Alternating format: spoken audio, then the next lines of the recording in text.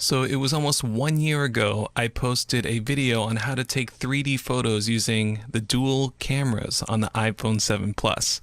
And since then, it's been getting some decent views, but just recently this month, I've been getting about like 200 views a day on it, and it kind of spiked up. And we're starting to get some comments rolling in. CH Animations, or Character Animations, I'm assuming, asked me, hey, can you make a video on the depth background eraser app for the iPhone with dual cameras, please? So I was like, sure, why not? Sure, let's give it a try, because like 1 year ago, there weren't any apps using the 3D depth data. So now it seems like you can get apps, and I'm going to try out the background eraser app on the iPhone to see how depth data plays a role in getting rid of the background.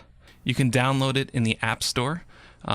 It's free to try out, so I just opened it up. And the first thing they say is you have to use a photo taken in portrait mode.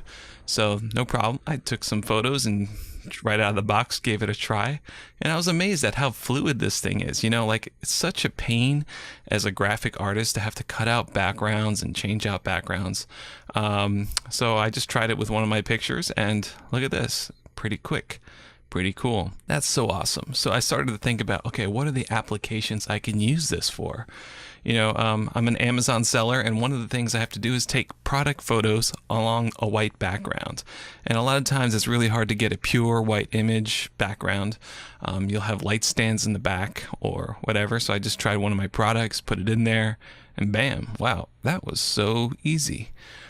You can export it as a PNG if you spend $1.99. No problem, I can afford that. And the amount of time it saves me, I think it's worth it. The one thing I notice is having the object really far apart from the background is very important. So I was trying things like putting a Windex bottle underneath the product so that I had some room from the floor to the product. And this seemed to help. I'm sure the farther you go from the background, the cleaner the matte you're going to get and the more detail you can capture. I tried some more complicated objects like a Rode Dead Cat Wind Muff microphone cover. I know for a fact that it's really hard to key out hair. It wasn't perfect, but my thinking is that, the depth data map these iPhones produce aren't that high resolution. So, there's probably not enough bit depth in along the Z axis, or, the resolution of these maps aren't so hot. So I think just in some time, you'll probably see higher resolution depth maps, and you could probably get much cleaner keys out of this. And I'm really excited to see how depth data is playing a role in modern photography. My prediction in photography is you're going to see more of this stuff, being able to take a picture and capture the 3D data. And with the 3D data, you can do a lot with it. You can blur out backgrounds, you can get rid of backgrounds, you can add an environment, you can actually do some parallax effects.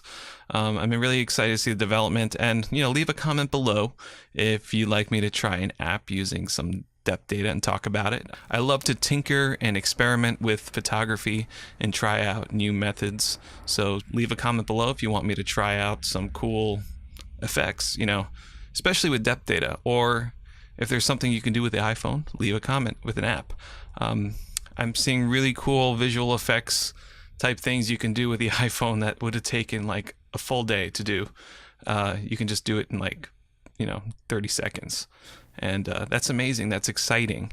It shouldn't scare you as a visual effects artist if you are one, but I think we should just like embrace it and use it, because that means we can make more stuff to share our thoughts.